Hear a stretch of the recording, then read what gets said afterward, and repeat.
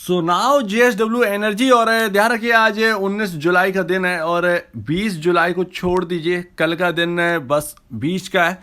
और 21 जुलाई को आपका आना है रिजल्ट Q1 का, और Q1 के रिजल्ट ही अब इसके शेयर प्राइस को डिसाइड करने वाले। बहुत अच्छे स्टॉक है, जैसा कि मैं हमेशा आपको इसके बारे में बताता हूँ। अदानी पावर, टाटा पावर और जेएसडब्ल्यू एनर्जी, सिर्फ इन्हीं लोगों की यहाँ पर जो है बात होती है। तो डिलीवरी पहले, सबसे पहले हम देखें डिलीवरी परसेंटेज जो है 15 जुलाई यानी फ्राइडे के दिन का था सबसे हाईएस्ट 43.80%, और यहाँ पर 1.5% नीचे बंद हुआ था स्टॉक। अब यहाँ पर आपका सबसे ज़्यादा जो एक हाईएस्ट डिलीवरी हुई थी इससे पहले, वो था 11 जुलाई का दिन। तो यहाँ पर एक इन्वेस्टमेंट कॉल ली जा रही है इन्वेस्टर की तरफ से, ये कहना गलत नहीं होगा, क्योंकि इतनी बड़ी हैवी क्वांटिटी जो है वो आपका डिलीवरी परसेंटेज आपको दिखा रहा है कि बहुत अच्छी एक क्वांटिटी जो है वो जेएसडब्ल्यू एनर्जी में गई है, इन्वेस्टरों ने ली है। तो आज है 19 जुलाई का दिन, और यहाँ पर आपकी डिलीवरी क्वांटिटी भी अच्छी है, सेम बहुत अच्छी है। तो 20 जुलाई का दिन बीच में, 21 जुलाई को आपके सामने Q1 के रिजल्ट होंगे। उसके बाद स्टॉक आपका रिएक्शन देता हुआ नजर आएगा। अप एंड डाउन जो भी होगा वो आपके Q1 के रिजल्ट के बेस पर होगा। कमेंट्री आएगी और वो बताएंगे कि जो महंगाई है उसका क्या इकोनॉमी पर इम्पैक्ट पड़ रहा है और कंपनी के ऊपर क्या इम्पैक्ट पड़ रहा है, तो आगे हम कैसे निपटेंगे और क्या उनकी अपॉर्चुनिटीज़ है। कुछ अनाउंसमेंट भी हो सकती हैं जेएसडब्ल्यू एनर्जी में, जो कि कैपेसिटी के रिलेटेड होगी। कैपेसिटी बढ़ाने पर पहले बात कर चुके हैं जेएसडब्ल्यू एनर्जी के मैनेजमेंट, तो ये बहुत पॉजिटिव न्यूज़ थी। Q1 के साथ कुछ ना कुछ तो आना है। और जिन्होंने अभी ले रखा है, जो कि हमारी बात हुई थी जब ये 180 जो 200 रुपए का लेवल टूटा था, मैंने आपको बताया था कि ये 200 रुपए का लेवल टूटेगा और ये यहाँ तक जाएगा, तो सेम टू सेम वही होता हुआ था। 183 से घूमता हुआ स्टॉक नजर आया और इसने नीचे का जो लेवल है वो तोड़े नहीं, बहुत अच्छी बात थी। तो वहां से 183 से 233 234 पर आ चुका है। जो आपको इसको रिलेटेड अगर कोई एक सेल कॉल या कुछ आती हुई दिखे तो इसको इग्नोर कर देना है। Q1 के रिजल्ट सबको देखना है, Q1 के रिजल्ट के बाद ही कोई कॉल लीजिएगा, चाहे वो सेल की हो चाहे वो बाई की हो। तो Q1 इज वेरी इंपॉर्टेंट। और यहाँ पर जिस तरीके से Q4 में हमने प्रदर्शन देखा था, क्या वैसा ही यहाँ पर रहने वाला है, ये बहुत इंपॉर्टेंट होगा। अगर Q1 भी बहुत स्टीलर रिजल्ट रहे जेएसडब्ल्यू एनर्जी के, तो आपकी जो शेयर प्राइस है वो रिकवर होते हुए नजर आएंगे। और मार्केट कैप ध्यान रखना है 38,700 करोड़ का है। मतलब सबसे पहले आपका अदानी पावर, दूसरे नंबर पे आपका टाटा पावर, थर्ड नंबर पे आपका जेएसडब्ल्यू एनर्जी है। और अगर जो हमने बात करी थी एक वीडियो में, तीनों को कंपेयर करके दिखाया था बहुत अच्छी तरीके से, कैपेसिटी भी हमने देख ली थी, सारी चीज़ें देख ली थी। तो उस हिसाब से अगर हम देखें तो प्रॉफिटेबिलिटी के मामले में आपका अदानी पावर सबसे पहले पे, दूसरे नंबर पे आपका जेएसडब्ल्यू एनर्जी आता है और तीसरे नंबर पे टाटा पावर है। लेकिन सस्ते के मामले में जेएसडब्ल्यू एनर्जी मार्केट कैप के हिसाब से बहुत कम है। लेकिन अगर हम फंडामेंटली देखें तो फंडामेंटली भी यहाँ पर ईपीएस जो है वो 10.51 है और बदलता हुआ नजर आएगा Q1 में। पी रेशियो आपका 22.39 है। अगर बहुत अच्छा रिजल्ट आया तो ये डाउन जाते हुए दिखेगा, जो कि बहुत अच्छी बात है और इस स्टॉक को बताएगी कि ये स्टॉक आपका और सस्ता हो चुका है, बहुत सस्ता हो चुका है और ऑलरेडी बहुत सस्ता है। इंडस्ट्री पी के कंपैरिजन आपका स्टॉक का जो पी रेशियो वो कम है, 26.20 है आपका इंडस्ट्री पी, 22.39 है आपका पी रेशियो स्टॉक का। और ये यहाँ पर जो डिफरेंस निकल के आता है समथिंग 3.80 के आसपास का, 3.85 के आसपास का डिफरेंस निकल के आता है। तो ये यहाँ पर सस्ता है आपका स्टॉक फंडामेंटली। बुक वैल्यू पर शेयर है 105 रुपये 71 पैसे है और ये बुक वैल्यू भी आपकी बढ़ती हुई नजर आएगी।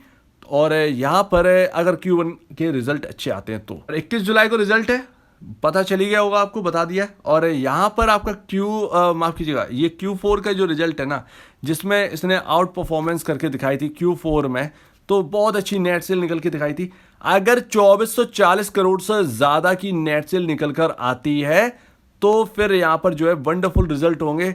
समथिंग अगर यहाँ पर जो है 10% या जो भी है, जो मैं अंदाजा नहीं लगा सकता, क्योंकि जो मार्केट में जो अंदाजा लगाएं, जो उनके एक्सपेक्टेशन हो गए उसी हिसाब से आने होंगे जेएसडब्ल्यू एनर्जी के रिजल्ट। तो 2440 करोड़ से कम नहीं आने चाहिए। अदरवाइज अगर यहाँ पर जो है 2440 करोड़ से कम के रिजल्ट नेट सेल निकल के आती है तो यहाँ पर स्टॉक पर भारी इंपैक्ट हमको देखने को मिल सकता है। थोड़ा बहुत तो ज़्यादा हमें इंपैक्ट देखने को मिल सकता है, क्योंकि कई जगह पर मैंने सुना था कि 160 रुपये की सेल कॉल दी गई है, तो वो ठीक है, वो रहने दीजिए। वो साइड में रखिए, लेकिन हमें इस पर ध्यान देना है। इसके एनालाइज करेंगे जब रिजल्ट आएगा। और आपका जो पैटर्न है, आपका एक शेयर होल्डिंग पैटर्न वो आ चुका है JSW एनर्जी का, और सारी चीजें जो है वो थोड़ी सी अनचेंज रही है। लेकिन प्रोमोटर ने यहाँ पर स्टेक बढ़ाई है, 74.66 से बढ़ाकर 74.69 कर दी है, थोड़ी सी सही, लेकिन 0.03% की स्टेक बढ़ाई गई है प्रोमोटर की तरफ से। FIs की तरफ से थोड़ी सी कम करी गई है, 5.36 से यहाँ पर घटाकर कर दिया है 5.27। DIIs की अगर हम बात करें तो DIIs भी यहाँ पर थोड़े से कम हुए, 10.16 से घटकर 10.08% ही DIIs रह गए। तो यहाँ पर समथिंग 0.08% का यहाँ पर जो है एक कट हमको देखने को मिला है DIIs की तरफ से। लेकिन एक चीज आपको पसंद नहीं आएगी, वो चीज है आपका भाई यहाँ पर जो है प्लेज कर दी है, और ये प्लेज बढ़ी है 12.18% से बढ़कर 13.64% पर प्रोमोटर की स्टेक जो है वो प्लेज कर दी गई है। तो यानी यहाँ पर जो है आपको यहाँ पर 1% से ज़्यादा की प्रोमोटर की तरफ से प्लेज करे गए हैं शेयर्स। तो यहाँ पर ये थोड़ी सी नेगेटिव न्यूज़ है, लेकिन क्यों ये प्लेज करे गए हैं, क्या है इसका रीज़न, ये निकल के आने दीजिए तो समझ में आएगा। अगर कंपनी के लिए ये किया है तो बहुत अच्छी बात है, क्या गलत है।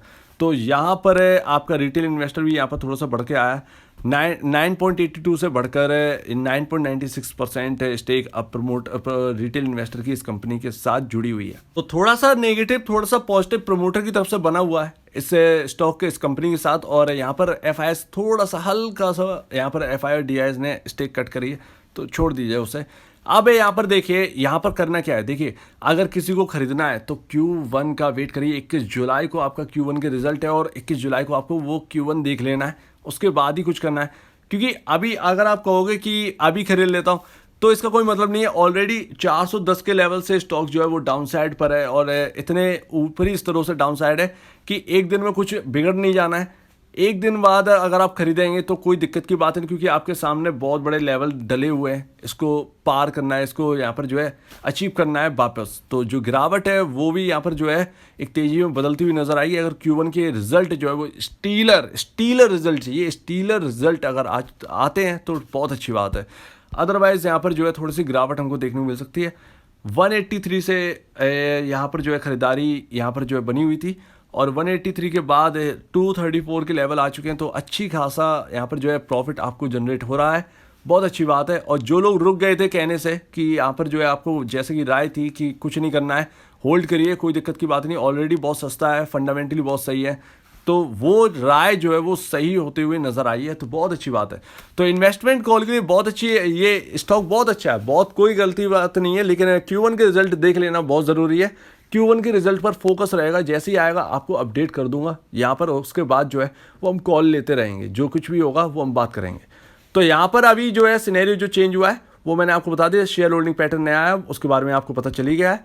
और आपको पता चली गया होगा कि आपका स्टॉक जो है वो ऑलरेडी बहुत सस्ता है। अगर अच्छे रिजल्ट आते तो और सस्ता होता हुआ ये नजर आएगा। इसका मतलब ये नहीं शेयर प्राइस गिर जाए, इसका मतलब ये है कि फंडामेंटल के जो आंकड़े हैं वो सस्ते हो जाएंगे, तो और अच्छा रहेगा ये हमारे लिए।